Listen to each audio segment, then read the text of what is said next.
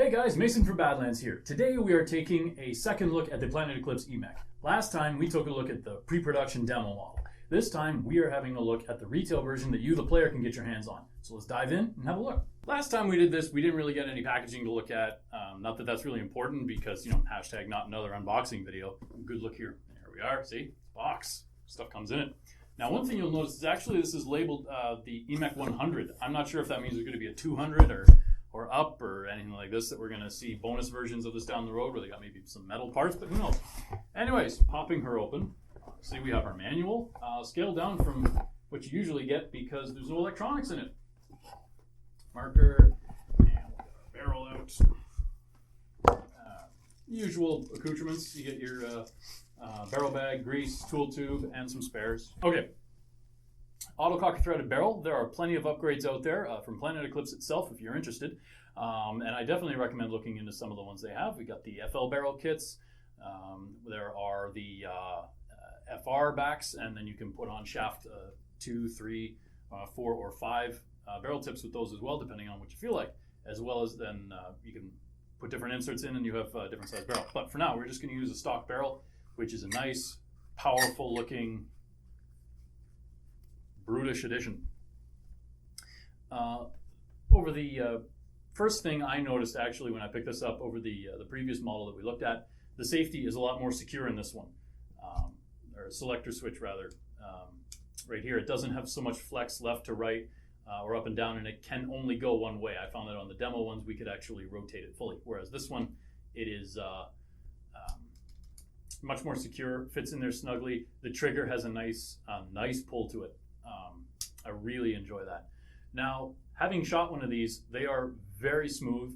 They don't make a whole lot of noise, and it does not require much effort to pull that trigger. So this is going to be a good shooter for just about anybody. All ages are going to be able to work this with a good deal of ease because it's not. It doesn't require a whole lot of effort to pull the trigger. You're not going to get tired or anything like that. You don't have to fight against a whole lot of recoil.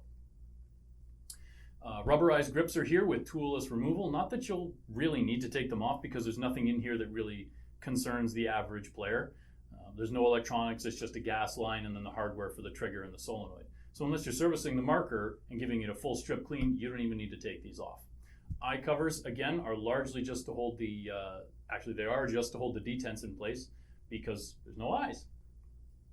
Your foregrip handle here is nice and sturdy. It's got a solid insert in it for, just to be there, to keep stuff from getting in. But again, no battery, so this is going to be incredibly light. Twist out, twist off back cap here to get at the valve inside.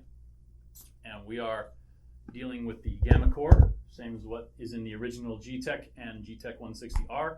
So it's nice and efficient, nice and smooth, easy to use, and quite easy to service if you need to, because there you have it. There's the can, the bolt,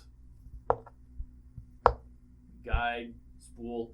It's all right there, nice and easy, no tools necessarily required. Getting your guide off is a little bit tricky though with no tools, so what you could do is very carefully put a very small Allen wrench through 2 of the holes here and just give it a bit of a twist and it'll pop loose, and then you can get at your spool and your switch and what have you. The gun obviously comes greased from factory, so you don't need to worry about that.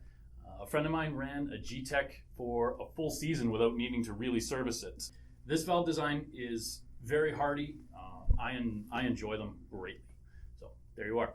In terms of upgrades for the Emek, you don't really need to do much. They're designed to just go out and play. But if you do feel like putting some added bonuses on here, a couple of them just off the top of my head that you can do. One would be if you want to put the low profile feed neck on here, you can use the LV1 feed neck because it does slope backwards here. You cannot, well you can, but it won't fit properly. You can't put CS1 on here. You want to use the Ego feed neck.